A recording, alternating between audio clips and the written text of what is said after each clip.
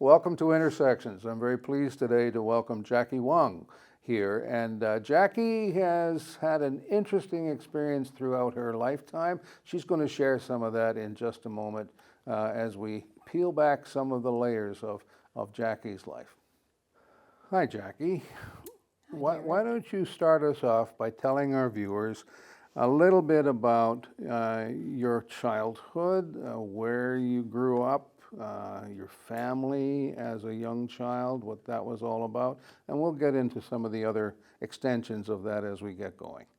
Okay, I grew up in Cowan Heights. My parents are actually still there, so St. John's.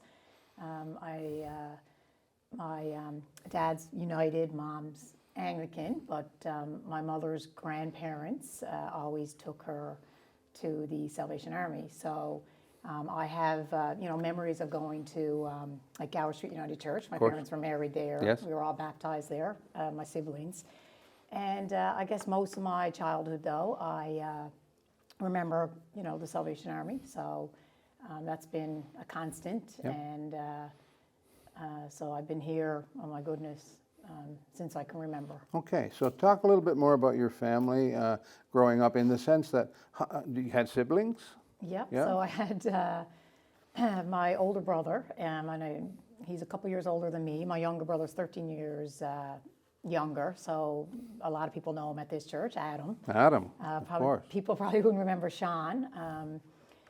But Sean and I both came to Sunday school, and we weren't really involved in the music program. So I think, that really... You left that for Adam. Yeah, I left that for Adam, yes, for sure. And so, like we... Okay, so then let's just take the rest of your life a little bit from an educational point of view. If you were raised in Cowan Heights, then you went to school in Cowan Heights until you got to high school, and then you went somewhere else. Yeah, so I went, trying to figure your life out, and nursing was plan B, actually. I had been accepted into commerce and then accepted into nursing. My parents were like, you should do nursing. And I always say to them now, it's the best decision they made for me. So I went to the Grace Hospital School of Nursing and graduated from that program. Then I moved up to Halifax and did my degree at Housie. Right. I've since done, my master's. Yes. And so I did spend... In nursing studies or in some other discipline? In nursing, Yep. yes. A teaching focus. Yes. And then at the time I'd met my boyfriend, now husband, here in St. John's, and he moved up to Halifax also, and we spent 10 years in Halifax, and we had 3 kids there. Yep. Excellent. All right. Well, you've given me all kinds of segues here now. So let's pick up on the most obvious one. So you married Tony. Yep. So. And Tony, by the way, would have been with us today, but he's out of town. Yes, called out of town. And so you have children. Yes, I have children. So I guess up in Halifax, and I was going to Dow. We were downtown. I was downtown living at the time, and the Halifax Citadel was there. There was also St. Mary's Basilica. And so I'll go to both churches. And, when you go to a Catholic church, it's really, you don't understand anything. You don't know why you're genuflecting. You're watching people do rituals, So I would go to Tony's church and really felt like an outsider. And then eventually Tony and I were engaged, and Tony then sponsored me into the Catholic Church. So we took called RCIA classes, and it went over a couple semesters. It's a rite of Christian initiation of adults. So doing that program, then I was able to receive the sacrament of initiation, Yes. Which really is so that you can receive the Eucharist, Yes. Confirmation and the Eucharist. Yep. And then also sacrament of reconciliation. So I had my first confession. It was all, it was really nice because even for Tony, a lot of times the younger generation, that is the process, right? You're younger, you go to Sunday school, etc. But it was nice that Tony could go back to learning everything again too, right? Because he back to his roots. Yes, right? for sure. Yeah.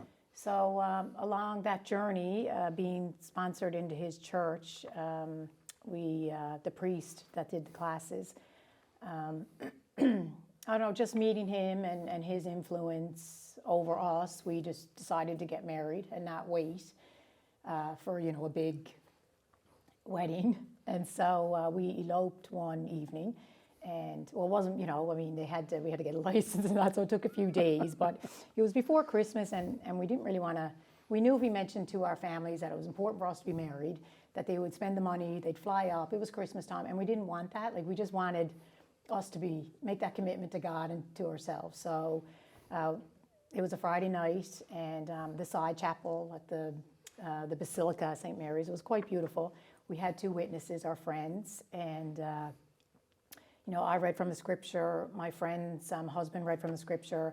The priest played guitar and sang, and Tony and I were married. There you go. Yeah, it was. Our families were very upset, and They've since come to terms they with come. all Yes, that, yeah. because we actually renewed our vows here, and Nice. I remember coming home that Christmas, and at the time it was Major Brian Peddle, and I said, Major Peddle, we're already married, and he was like, congratulations, and I said, but we haven't told Mom, right? And he's like, oh my goodness, I see your mom every Sunday, and now, you had to tell her. And so, anyways, we renewed our vows here the following year, so, yeah. Very good, very good. And then a little while later, there was the pitter patter of little feet. Yes, so, well, so I think, through, it was funny because, you hear about people going to confession, and I don't even know if people do that now, but I recall, like, it was Father Curry, and I was sitting in the Basilica, and we were up in the corner, so I didn't go into the booth. We're actually on the platform, and I don't even think they call it a platform at the Basilica, but I remember sitting there, and it was uncomfortable, right? Because you're going to your first confession.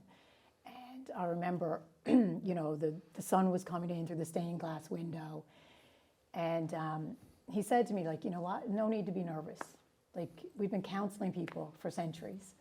And, that's so true, right? The church has been counseling people for forever. And so, I did had my first confession, and it was after Tony and I were married, and and I was pregnant. I was told, during the ultrasound that our baby wasn't going to live, right? So, I think it was my only time in my life where I kind of had like an out-of-body experience where I felt I was up here and I was looking down and I was, seeing Tony talk to the doctor and, what have you. Right. And so I remember going back to our condo, and the first person we called, right, was Father James, who married us. And he was, working at the shift at the hospital, and he came over late at night. And I remember he just prayed with us, and he gave us all our answers. And I couldn't believe, I don't know, I just couldn't believe how, that he had the answers that we needed. So I don't know how people get through things without. Well, he was God's instrument at that time. And so, and I remember like being told, your baby's not going to live, and basically the baby was living because he was inside you. And so Tony's parents are devout Catholics, and I remember when we delivered the news to them, I remember they said, like, we're not going to miss. It's unbelievable now I think about it because it's so profound. But they said we're not going to miss, our grandson's, the birth of our grandson. So I was at the IWK Grace, and I had the baby, and I knew the baby wasn't going to live long. They laid the baby on me, and everyone left the room, and it was just Tony and me. And Tony had already had a little bit of water there to baptize the baby. And I guess like going through RCIA classes, anyone can baptize. We didn't realize, Right. but yeah.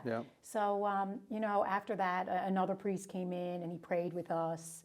And it was very profound. I mean, I think Tony said he was speaking Hebrew, but he prayed with us. He prayed for the baby. And Tony's parents, his mom had made a baptismal gown. And, Right. Yeah, and my mom was there. So, It was special. it was so, it was like Yep. something so negative and Yeah. traumatic, but it turned out to be, I mean, I can look back at it now. No. It was a beautiful, experience. I don't know if they're the right words to use. So anyways, then we had baby, we had Maria, who's quite involved here. Yes. And we had Maggie and Jacob in Halifax. Yep. And we went to a small Catholic church in kind of a rural area outside of Halifax. And I was a reader, Tony was on parish council. And then eventually, right after we had Jacob, we were just so overwhelmed by the third baby. We were like, we're moving home. And so we moved back to St. John's. Yeah. Well, thanks for sharing all of that. That's really in-depth and really personal. And the thing about this program is you don't really know what the experience is of those who are viewing. And you very well may have spoken some peace into some people who have had And I hope I have. those right? kinds Yeah. of circumstances. Let's pursue, you're back here, you've been trained as a nurse. Where did that take you?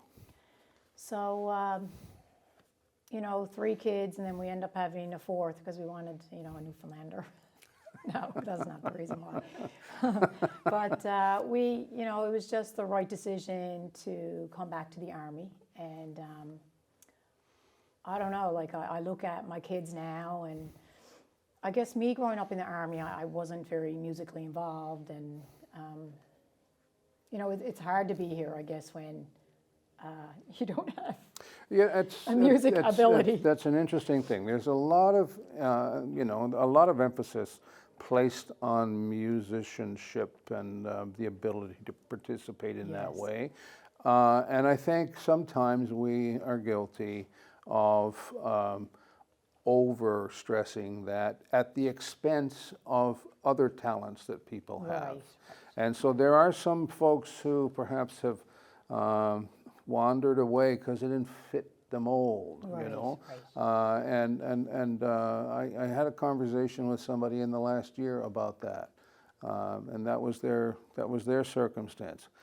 However, opportunities like doing this kind of a production features people with different talents, and so that person that I had the conversation with has been part of our crew. Right. And so reconnects a little bit, okay? And that's, I think, a good thing, has been a good thing, I think, for that person, and it's certainly a good thing from a church perspective that you haven't just sort of said, okay, you're gone. But yes, and you can see how the church has become that now. Yeah. But I guess when I was younger. Back then. Right, yeah. so it's good to see that. There's Back. always a place for somebody here. I mean, it's absolutely. amazing. But, yeah. Now take us into the world of work. So I worked, I came home, and I've always had, and I think it's just being around, my dad's Chinese, and being around his parents, my grandparents, and growing up, Dad would have supper with us, and then he'd leave and go have supper with his parents and have like traditional Chinese food. But I don't think you realize it. And I think really when I started my master's, when you're doing your philosophy of nursing, and you're like, oh my goodness, but you really reflect, and you're thinking like, why I'm so drawn to seniors and, that cohort. And even when I was younger, up in Halifax, I was going to leave the Grace Hospital and I had actually gone to an interview, and it was for a long-term care home, and so much negativity from my friends. And they're like, well, why? You're going to lose all your skills. You're going to write. But so when I actually moved back here, it was very, nursing was in demand, and they gave me the option to either public health community, or there was a position at St. Patrick's Mercy Home for the Sisters of Mercy. And so it was part-time. And so I did. I went to the Sisters of Mercy, it was St. Pat's Mercy Home. Yeah. So you're really into the long-term senior. right, but I stayed there for a couple of years, and then I went into education. But at least, when I had, I could bring that passion out with students. Yes. And I could go to, clinical areas where I knew there would be seniors. So I worked at the Center for Nursing Studies then for 8 years, and then I eventually became a manager at St. Pat's, and now I'm actually working I'm on a leave at St. Pat's, and I'm actually working with the provincial government. So Good. yeah, Excellent. Very diverse. very diverse. So if there's any Wonderful. nurses out there watching, yeah, There's way to make it there's fun and nursing's a exciting wonderful, all yes, the time. yes, wonderful I- career. And when, we're living in a time when we hear an awful lot about how challenging it is to be Yes. in healthcare. And so, finding a way to flourish Yes. in that kind of milieu is a bit of a skill. And you do have to have a passion, don't you? Yes, for sure. Yep. Okay, well, that's great. Let's talk about St. John's Citadel. You've alluded to it, but let me give the little, thumbnail sketch. There's the Citadel, and then there's the Halifax years, and the Roman Catholic Church, and the children, and then coming back to St. John's, and you felt that you needed to come back to the army, and therefore you came back to the Citadel. Yes, this is, Tony and I don't even think it was a discussion. It was just a natural. Yep. Is that because family was here, or is that just was there any kind of decision or I think, conscious? when your spiritual journey is your spiritual journey, but then when you start having children, it's, what do you want for them, right? Absolutely. I mean, everything is about kids, isn't it? I mean, they're the It future. is. Yep. And I know I don't say this enough, but like the gratitude, the volunteers up here, right? And I know it's got to be hard for a lot of the volunteers because it's always the same people. And I can't say it enough, the gratitude. And when I speak to coworkers, friends, and it's just like such a gap out there now in community things. And so I've here at the Citadel, it's a sense of community. And yeah, it wasn't really a debatable thing. We Yep. knew we wanted to come back And here. we do hear Yeah. that there's a sense of community, Yeah. and that's a compliment, I think. Yes, you know? definitely. And it's not something we should ever take for granted. It needs to Right. be nurtured and Yes. continued to be nurtured, right? Yeah. The children had a big role into your coming back here. And you've said already that your spiritual journey is your spiritual journey. It does have highways and cul-de-sacs and Yes. detours and all kinds of things going on in that journey. You've had some of that stuff happen with you. Talk a little bit, if you would, about specifically how faith has played and is playing a role in your life. For some, it's sort of like Paul on the road to Damascus. It was a big experience, For others, it's more like one step, next step, next Right. step. I'm not sure where it is with you, but I'm guessing it's that latter one, Yeah. step by step by step. Okay, am I putting words in your Well, mouth? I or- always I always think about when Tony and I, in this little chapel, it was dark, and I remember the priest, and he read a scripture from Matthew and about the foundation. Yep, Your house has to be on a solid foundation. right. And I think that was the most important thing, and it's a shame that other people don't see that. But,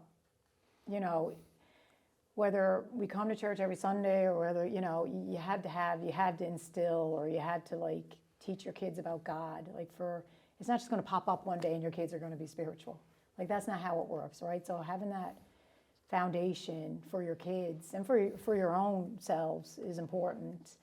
And, we knew that, bringing the kids here, I know they're going to have their own journeys, but, and they do now, but you still have to have them grounded and have provided that foundation. And whether they, like a house that breaks and rooms need repairs. Well, of course, but there's a verse of scripture. I hope I get it right. Train up a child in the way that he should go when he's young, and when they're old, they will not depart from Right, it. and yeah. Right. So it is the journey. This is a marathon. It's not a Right. sprint. Right. And so there needs to be that equipping, and others hopefully will speak into their lives Yes. as time passes. Well, I guess you can see how, I look at even the Sisters of Mercy, right? Catherine McCauley, back in the late 1700s, early 1800s, like her mission was to get out Yep. and like to help the marginalized, help the poor. Same with William Booth, That's right? right. Yeah. So Catholic, Protestant, whatever, like their mission is to get out to help, Yep. and so there's so much societal pressure now and cultural influences, and it's so hard to believe that these kids aren't having any foundation, right? And if you don't build the foundation for them, how, so it's a... You've just alluded to the idea of the influences, and they're coming fast and furious from multiple angles. This is not, you're not just dealing with, okay, I'll deal with this and I'll put it in a box and that'll be life. Life gets impacted by all kinds of things, which is what this program is all about. To say that in the midst of all of that coming and going and toing and froing, there has to be something called faith that intersects with life and speaks into life. For sure. And that's what I've been hearing you say in the last few minutes. So thank you very much for spending the time with us today and sharing from your own experience. Okay, thank you. Thank you.